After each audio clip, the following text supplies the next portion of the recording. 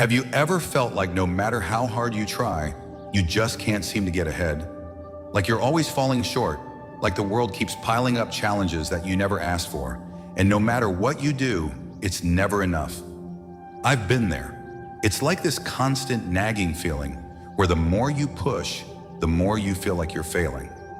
And the worst part? That voice in your head just keeps telling you you're not good enough, that you'll never be enough, that maybe you're just destined for failure. But here's the thing, you're not alone. I know it might feel isolating when you're stuck in that mental loop, but trust me, there's a way out. And it's something that's been around for thousands of years, Stoic philosophy. Yeah, I know Stoicism sounds like something from a dusty old book, but stick with me. What if I told you that ancient philosophers like Marcus Aurelius and Epictetus faced those same feelings? That they too struggled with self-doubt, with feeling like they were constantly failing, and yet they not only overcame it, they turned it into a source of inner strength. Imagine if you could do the same. What if you could silence that inner critic, stop feeling like you're constantly letting yourself down, and start actually thriving, no matter what life throws at you? That's what Stoic wisdom can offer, and I'm here to show you how it can change your life, just like it did for the Stoics. In the next few minutes, I'm going to guide you through some of the most powerful Stoic practices that will help you break free from the cycle of negative thinking and failure and begin to see life in a completely new way. You'll see challenges not as roadblocks, but as opportunities for growth. So let's dive into this journey together. You might feel skeptical at first. Maybe you're thinking, how can some ancient philosophy help me with the struggles I face today? But trust me, by the end of this, you'll have a whole new perspective. I can promise you that. So let's start. Are you ready to stop feeling like you're always failing? Let's break free from those negative thoughts with a little help from the Stoics. You know, when we think about negative thinking, it often doesn't hit us all at once. It's not like one day you wake up and say, today I'm going to feel bad about myself. It's much sneakier than that. It creeps in slowly, little by little, until it becomes this constant hum in the back of your mind. You might catch yourself thinking, I'm not good enough, or I always mess things up. It's that kind of self-talk that becomes your reality without you even realizing it. The weird thing is, sometimes we don't even recognize how often we're doing it. We just get used to it. We tell ourselves stories about how we failed in the past, how we're never going to make it, how we don't deserve the good things we want in life. And every time we tell ourselves these stories, they get a little bit stronger, a little bit more believable. Soon it's like we're living in this bubble of self-doubt and fear, where every new challenge feels like a confirmation that we're not enough. I'll give you an example. Imagine you're trying to get a new job. You've been preparing for weeks, you've done your research, and you think, this could be it. This could be the opportunity I've been waiting for. But then, out of nowhere, you start hearing that little voice. What if they don't like you? What if you don't measure up? What if they think you're not qualified enough? Suddenly, all your confidence slips away, and you start imagining the worst-case scenario. You've already convinced yourself that you're not good enough, even before you've had a chance to show them what you can do. That's the power of negative thinking. It doesn't just stay in your head, it shapes how you see the world and how you move through it. And here's the kicker, it's not even reality. Most of the time, the things we fear happening never actually come to pass. But we let those fears take over and we start avoiding opportunities, shutting ourselves off from potential growth because we're too caught up in what might go wrong. And what happens then? We don't take action. We don't step up. We hold ourselves back. Let's talk about why that happens. Why is it so easy to slip into these negative thought patterns? And why do we so often believe them? The Stoics would tell you that it's all about how we perceive things. It's not the event itself that disturbs us, but how we interpret it. Marcus Aurelius, one of the greatest Stoic philosophers, was constantly reminding himself that it wasn't the external world that had the power to upset him. It was his perception of it. So when we think we're failing, we're not necessarily reacting to a failure, but to our thoughts about that failure. We've created a narrative in our heads, and it's that narrative that controls how we feel. Think about it. When you think you've failed at something, what's the first thing that pops into your head? I'm just not good enough, or I always mess things up.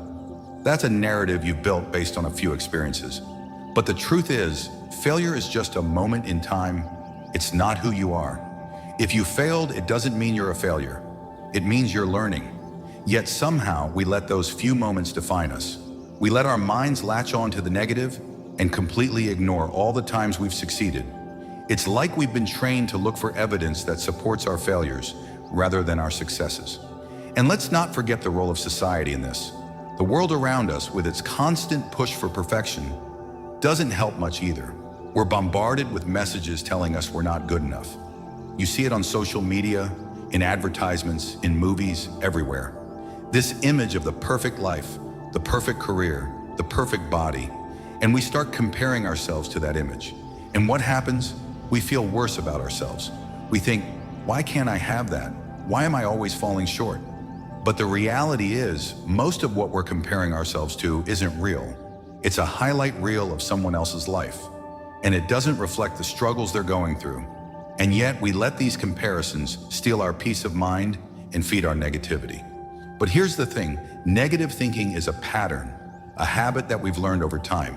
It doesn't just appear overnight, and just like any other habit, it can be changed. The first step is recognizing it. Once we see how negative thinking shows up in our lives, we can start to challenge it. We can question the thoughts that arise and ask ourselves, is this really true? Is this thought helping me or holding me back? The Stoics had a great way of dealing with this. They didn't deny their emotions or pretend everything was fine when it wasn't, but they also didn't let their thoughts control them. They practiced something called mindful awareness, the ability to observe their thoughts without getting swept up in them, and that's where the magic happens. When you can step back and observe your thoughts, you stop being ruled by them. You start to see that those negative thoughts aren't you. They're just passing moments, and you don't have to identify with them. I'll give you another example. Imagine you're in a difficult situation. Maybe you've just received some criticism at work. The immediate reaction is to feel defensive or discouraged. But what if, instead of letting those negative emotions take over, you took a moment to step back and observe them? You could say, okay, I feel hurt right now. That's okay. But what can I learn from this? What's the truth here? In doing this, you break the cycle of automatic negative thinking and start to take control of your response. The Stoics believed that while we can't control the world around us, we have complete control over how we respond to it. Now, I know this sounds easy in theory, but I also know how tough it can be in practice. When you're stuck in that negative spiral, it's hard to think clearly. But the more you practice stepping back and observing your thoughts, the easier it gets. It's like any other muscle. You have to keep exercising it. So I want you to think about this for a moment. How often do you catch yourself thinking negatively about something? Maybe it's a project at work, a conversation you had, or even a simple decision like what to wear in the morning. And in each of those moments, what's the story you tell yourself? What do you assume is going to happen? And more importantly, how much of that story is based on fact and how much is based on assumptions or fears? Recognizing these patterns is the first step toward change. And once you start recognizing them, you can begin to replace those negative thoughts with something more productive. You can start to challenge your assumptions and rewrite the narrative. It's not going to happen overnight, but it's a process worth committing to. And trust me, when you start to see how much power you actually have over your thoughts, it's incredibly freeing. The beauty of Stoic philosophy is that it's not just about changing your thoughts in the moment, it's about creating a lasting shift in your mindset. It's about learning to see challenges, not as threats, but as opportunities for growth. And that's where the real transformation begins. Not when we eliminate negative thoughts completely, but when we learn to manage them and use them as stepping stones, not obstacles. So the next time that negative voice starts creeping in, remember this: you don't have to listen to it. You don't have to let it control your life. You can challenge it, question it, and change it. And the more you practice, the more natural it will feel to choose a different path, a path of growth, clarity, and peace of mind. And that's exactly what the Stoics believe we could achieve. So let's start there. Now that we've had a chance to dive into why negative thinking takes hold of us and how it can hijack our lives, let's talk about what we can do to break free from it. And I'm not talking about some quick fix, some shiny trick that might work for a little while but eventually fades. No, I'm talking about the kind of lasting change that you can build into your everyday life, using wisdom that stood the test of time. This is where Stoicism comes in. At its core, Stoicism is all about taking control of the one thing we can control. our responses to the world around us. The Stoics weren't about pretending everything is okay when it's not. They didn't hide from pain, frustration, or failure. But what they did do, what they mastered, was their reaction to those things. And that's something we can all do too. I know it might sound like a big challenge, especially when those negative thoughts come in full force. But stick with me here because it really works. Let's start with one of the key Stoic concepts that can change everything for you. The dichotomy of control. It sounds fancy, but really it's simple. It's about recognizing that there are two types of things in life. Things you can control and things you can't. You can control your thoughts, your actions, your responses, but you can't control the behavior of other people, the weather, or how others react to you. The Stoics were experts at distinguishing between these two categories, and this alone gave them an enormous amount of peace. Think about a situation where you feel stressed or anxious. Maybe you're in a meeting and you feel like your boss is about to criticize you, or you're waiting for an important email that could change your career. The first thing that happens is your mind starts racing. You start thinking, what if they don't like what I said? What if I don't get this job? What if everything falls apart? Now, all of a sudden, you're in a mental spiral. But let's pause for a second and ask yourself, what can you actually control in that moment? Can you control the outcome of the meeting? Can you control whether or not you get the job? But you can control how you respond. You can choose to stay calm. You can focus on the work you've put in and remind yourself that you've done your best. You can choose to not let your mind run wild with what ifs. This is where the power of the dichotomy of control comes in. Once you realize that worrying about things outside of your control is a waste of energy, it gets easier to let go of that stress. It doesn't happen overnight, but by practicing this consistently, you'll find that those worries don't have the same grip on you. You can learn to respond with calm and clarity instead of reacting with anxiety or fear. And every time you do, you reinforce a new habit of choosing peace over panic.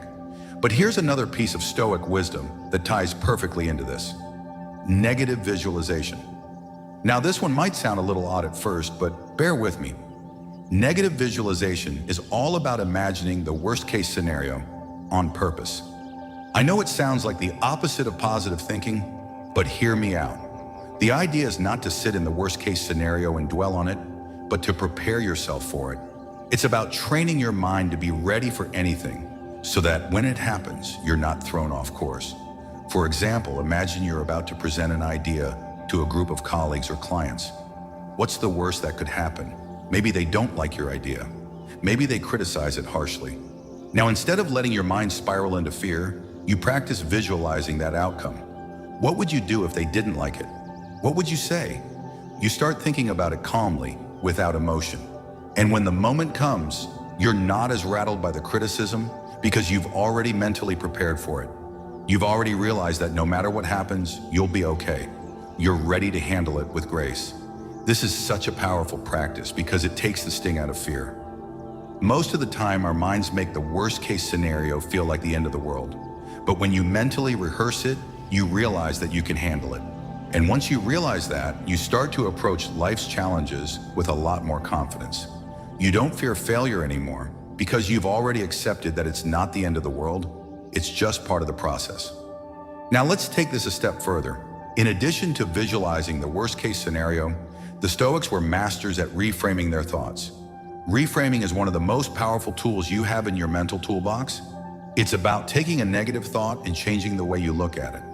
You see, the problem isn't necessarily the situation, it's how we interpret it. And when we learn to challenge those interpretations, we can change the whole narrative in our heads. So let's say you didn't get that job you were hoping for. The initial reaction might be something like, I'm a failure. I'll never get what I want. I'm not good enough. That's the negative thought. But here's where reframing comes in. Instead of buying into that thought, you ask yourself, what can I learn from this? What can I improve for next time? Maybe it's your interview skills. Maybe it's how you present yourself. Maybe you need to gain more experience in a certain area. Whatever it is, you start to see it not as a failure, but as a lesson, a valuable opportunity for growth. Reframing doesn't mean denying your emotions. If you're disappointed, it's okay to feel that, but you don't have to stay stuck in that disappointment. You can reframe the situation into something that empowers you instead of something that keeps you down. And the more you do this, the more natural it becomes to see challenges as opportunities. The Stoics knew this well. They didn't see obstacles as things to avoid. They saw them as chances to practice virtue. Each difficult moment was an opportunity to show resilience, courage, and wisdom. And this is where the Stoic practice of journaling comes in. Every Stoic philosopher kept a journal. It was their way of reflecting on their thoughts, their actions, and their growth. Marcus Aurelius, the Roman emperor, wrote in his journal every day, reminding himself of the principles he wanted to live by, reflecting on the challenges he faced, and learning from them. And while you don't have to be a Roman emperor to benefit from this practice, journaling is incredibly powerful for anyone wanting to gain more control over their thoughts and actions. When you journal, you create a space to step outside of yourself and reflect. You can write down the negative thoughts that come up, challenge them, and reframe them. You can look at your fears and worries and ask yourself, are these real? Are they helpful? What's the evidence for them? You can reflect on your successes too, not just your failures, and remind yourself of the progress you've made. Writing things down helps you see them more clearly, without the cloud of emotion that often distorts your perception. The beauty of all of this is that it's not just about feeling better in the moment, it's about changing the way you approach life. The Stoics believe that life will never be without difficulty, but by mastering your thoughts and responses, you can live a life of peace, clarity, and resilience, no matter what challenges come your way.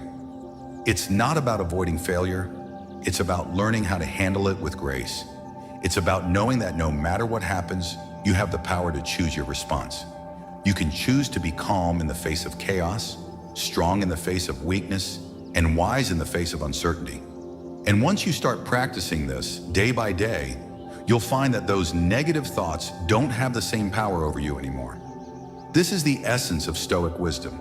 It's not about being perfect. It's not about never having negative thoughts or feelings. It's about developing the mental discipline to see things as they really are and to respond in a way that aligns with your values. It's about creating the space between stimulus and response and using that space to choose a better, more empowering way forward. And the best part? The more you practice, the easier it gets. The more you challenge those negative thoughts, the more natural it becomes to choose positivity and growth over fear and stagnation. It becomes a habit, and once that habit is formed, you'll start to see the world through a different lens, one where challenges aren't obstacles, but opportunities for growth. And that, my friend, is the power of Stoic wisdom. At this point, we've already tackled how negative thinking creeps in, how it affects us, and the powerful Stoic tools we can use to break free from that mental cycle. But there's another layer to this that we need to explore, because while we often think about negative thinking as something that comes from within, our own minds, there's also a huge external influence that shapes how we think about ourselves, our worth, and what we're capable of. And that's society. It's hard to ignore the constant pressure that society puts on us. Everywhere we look, there are these standards, these expectations, this idea of what success is supposed to look like. You see it on social media, in the news, in advertisements. It's everywhere. The perfect body, the perfect job, the perfect family, the perfect life. And if you don't measure up, well, then you start to feel like there's something wrong with you. Like you're somehow failing because you're not living up to this image of success that's been handed to you. You know, I can't be the only one who's had moments when you look at someone else's life and think, why can't I have that? What's wrong with me that I'm not as successful, as happy, or as perfect as they are? And the problem with this is, it's all just smoke and mirrors. It's all curated, edited, and polished to create an idealized version of life that isn't real. But still, we get sucked into it, and before we know it, our self-worth starts getting tied to these unrealistic standards. And that's when the negative thoughts kick in. I'm not good enough. I'm not doing enough. I'll never get there. And when you're caught in that trap, it feels like you're failing, even when you're doing your best. But the Stoics had something to say about this. In fact, they had a lot to say about how to deal with the pressures of society and how to measure success in a way that's true to you, not to some outside standard. The Stoics understood that the more we tie our happiness and self-worth to external things, the more likely we are to be disappointed and frustrated. They believe that true fulfillment comes from within, not from what others think or from what society deems as successful. Marcus Aurelius, for example, wrote about the importance of living according to your own principles, not the expectations of others. He said, "Don't hanker after what you don't have. Rather, think of what you do have and make the most of it." This is huge because it reminds us to focus on what's truly important. Our inner values, the things that we can control, the things that define who we are as individuals.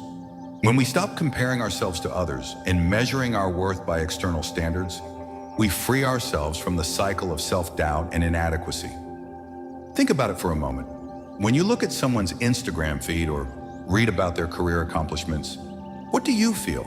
Do you feel inspired and motivated, or do you start to feel like you're falling short? It's easy to feel like you're failing when you're constantly measuring your life against someone else's highlight reel. But the reality is, we're all fighting our own battles. We all have struggles that no one sees. And those struggles are part of what make us human. But here's the thing, society doesn't make it easy to ignore all of this. We're constantly being told that we need to achieve more, do more, and be more. It's this never-ending race, and if you're not careful, you can start to feel like you're just not keeping up. So what can we do about it? How do we overcome that pressure? The Stoics would tell you the first step is to focus inward. Rather than trying to measure your worth by the standards of the world, focus on your own values. What do you stand for? What kind of person do you want to be? What does success look like for you? I remember a time when I was caught in that same trap. I'd look at people around me, friends, colleagues, strangers, and see how successful they seemed. They had great careers, great social lives, perfect relationships. And there I was, feeling like I was just treading water. I was constantly chasing after things that I thought would make me happy, trying to match up to these external expectations. But it wasn't until I took a step back and asked myself, what do I truly value, that everything started to change. Once I started focusing on what really mattered to me, my own growth, my inner peace, my personal values, I realized I didn't need to measure up to anyone else's idea of success. My worth wasn't defined by someone else's timeline or accomplishments. And it's not just society's pressures we have to worry about either. There's also the pressure we put on ourselves. The inner critic, the one that whispers in your ear when you mess up or when you don't hit your goals. That voice can be brutal, right? It's the voice that tells you that you're not good enough, that you're not living up to your potential. And it's all too easy to listen to that voice, to let it dictate your life. But just like the pressures from the outside world, the voice of self-criticism doesn't reflect who you truly are. It reflects your doubts and fears. The Stoics were experts at handling that inner voice. They knew that self-criticism could be just as harmful as societal pressure. Marcus Aurelius himself struggled with self-doubt, but he always reminded himself that he could choose his own response. He wrote in his Meditations, "The happiness of your life depends upon the quality of your thoughts." He understood that it wasn't the circumstances around him that determined his happiness, it was how he chose to think about them. When that inner critic starts to speak up, you have to recognize it for what it is. Just a thought. It's not who you are, it's not the truth. It's just your mind's way of trying to keep you in your comfort zone. But here's the thing, you don't have to listen to it. Just like you can choose how to respond to the pressures of society, you can choose how to respond to the pressures of your own mind. When that voice of self-doubt creeps in, you can challenge it. You can ask yourself, is this thought helping me? Is this thought based in truth? Or is it just a reflection of my fears and insecurities? And if the answer is no, you can let it go. This is what the Stoics meant by taking control of your mind. They weren't advocating for a life of perfect self-discipline or denying your emotions. They were advocating for awareness, for the ability to recognize when something, whether it's external pressure or internal criticism, is trying to take hold of your peace of mind. And when you recognize it, you have the power to choose how you respond. At the end of the day, the Stoic message is simple, but incredibly powerful. Focus on what you can control, which is your own actions, thoughts, and responses.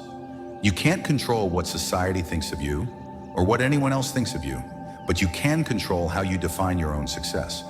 You can't control the pressures or judgments from others, but you can control how you respond to them. And you certainly can't control that voice of self-criticism, but you can choose to challenge it and move past it. The more you practice this, the easier it becomes to ignore the pressures of society and the inner critic, and the more you start to live a life that is truly your own, based on your values, your growth, and your sense of peace. And that, my friend, is the true freedom that Stoicism offers. When you stop measuring your worth against someone else's standard, you'll start to see just how much you've already achieved and just how much potential you truly have. So here we are, at the end of this journey through negative thinking, societal pressures, and the wisdom of the Stoics. If you've been with me this far, I hope you're starting to see just how much power you actually have in your hands. It's easy to feel like life is this endless battle where we're always losing, where we're stuck in a cycle of failure, negativity, and self-doubt. But as we've explored together, the truth is that this cycle isn't inevitable. It's not written in stone. It's something we can break free from, one step at a time. We've talked about how negative thinking works, how it sneaks into our minds and starts to shape how we see the world, how we see ourselves. And we've looked at the Stoic strategies, the tools that have helped people for thousands of years to break those chains and take control of their own minds. We've explored how the dichotomy of control can give us peace by teaching us to focus on what we can change and let go of the rest. And we've seen how negative visualization can prepare us for life's challenges, taking the power away from fear and making us stronger in the process. Then there's reframing, a powerful tool to turn those negative thoughts on their head and start seeing setbacks as opportunities for growth. And of course, we've learned how to reflect on our thoughts through journaling and how to deal with the pressures of society and our own internal critics by focusing on what we truly value and what really matters to us. All of this, every bit of Stoic wisdom we've explored together, isn't just for philosophers or history buffs. It's for you. It's for anyone who has ever struggled with that voice of self-doubt, anyone who has ever looked at life and thought, why is this so hard? These tools are meant to be lived. They're meant to be practiced day in and day out until they become second nature. And I can tell you from experience, once you start practicing this, once you start taking these principles and really applying them to your life, it changes you. It changes the way you think. It changes the way you respond to challenges, and most importantly, it changes the way you see yourself. Look, we all have moments when we feel like we're failing, moments when we question ourselves or feel like we're not enough. I still have those moments, but here's the difference now. I don't let them define me. I don't let those negative thoughts take over. I've learned through the Stoics that I can step back, observe those thoughts, and choose how to respond. I can reframe them, use them to grow, and then let them go. And I know you can do the same. You have the ability to change the way you think, the way you see the world, and ultimately the way you live. Now, I want to challenge you, not in the way society challenges you to be perfect, to constantly do more, be more. No, I'm challenging you to be true to yourself, to stop measuring your worth by the standards of others or by external success. I want you to take what we've talked about today and make it a part of your daily life. Start using these Stoic practices. Reflect on your thoughts, challenge your negative beliefs, and begin to see obstacles as opportunities. Choose to focus on what you can control and let go of the rest. And when you hit a rough patch, and you will, remember that failure isn't the end. It's just part of the process. You don't have to be perfect. You just have to keep showing up, keep learning, and keep growing. If you found something in this video that resonated with you, if it helped shift your perspective even a little, then I'd love for you to join this journey with me. Let's create a community of people who are committed to living with purpose, who want to use Stoic wisdom to break free from the chains of negativity and build lives full of clarity, peace, and strength. If you haven't already, hit that subscribe button and turn on the notifications so you never miss a new video. And here's a favor I'd love to ask you. Share this with someone who might need to hear it. Share it with someone who's been struggling with negative thoughts or societal pressure. You never know how much a simple act of sharing can make a difference in someone's life. In the next video, we're going to dive deeper into how Stoic principles can help us deal with one of the hardest parts of life, adversity. Life throws challenges our way all the time, and Stoicism has some incredible insights that can help us navigate those storms with grace and strength. So make sure to come back, because I can't wait to share more with you. Thank you for being here, for being open to exploring these ideas. You've already taken the first step towards transforming your mindset. And trust me, that's a big deal. Keep practicing, keep reflecting, and above all, keep choosing to live with intention. Remember, you're in control. And when you truly understand that, everything else changes. I'll see you in the next video. Stay strong, stay focused, and keep growing.